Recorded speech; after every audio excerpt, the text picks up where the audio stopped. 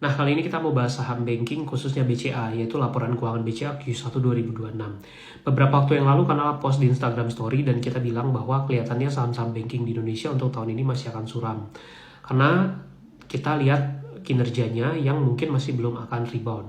Nah, lalu ada yang komen, apakah maksud kanal suram itu sarkas atau justru memang beneran? Nah, di sini kita bermaksud bahwa benar, bahwa menurut Kanala kemungkinan tahun ini tuh banking masih agak berat karena kita barometernya lihat dari kinerja BCA. Di Q1 2026 ini, pendapatan bunga dan syariah bersih BCA itu justru mengalami penurunan. Contoh kalau kita lihat di Q1 2026 itu 21,10 triliun rupiah. Nah, periode yang sama tahun lalu itu 21,11. Jadi ada penurunan pendapatan bunga dan syariah bersih. Yang mana ini jarang sekali terjadi di bank seperti BCA. Ibaratnya kalau BCA aja mengalami challenge dan tantangan kinerjanya, apalagi bank-bank lain yang mungkin lebih kecil atau yang profitabilitasnya tidak sebagus BCA.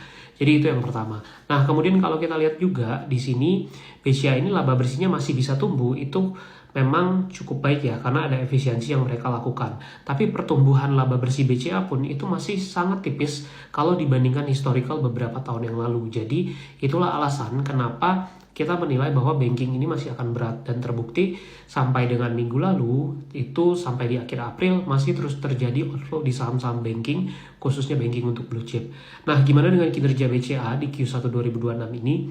Sebenarnya di satu sisi dia laba bersih masih bertumbuh, tapi tadi kalau kita lihat untuk pendapatan bunganya itu justru cukup tertekan ya, karena memang growth kreditnya yang relatif lebih lambat ya, karena saat ini kondisinya memang seperti itu. Jadi bank lebih banyak menahan tentunya daripada mungkin mencegah kenaikan NPL mereka. Overall kita lihat ya laba bersih masih bertumbuh bagus, tapi growth-nya ini yang jadi concern. Jadi menurut kita saham banking mungkin kalau belum terjadi crash lebih dalam saat ini masih belum terlalu menarik untuk diserok dulu. Tapi beda kalau kamu investor long term ya, yang mungkin lagi nyangkut di BCA, BRI atau Mandiri. Kalau kamu punya budget lebih ya, bisa lakukan average down tentunya.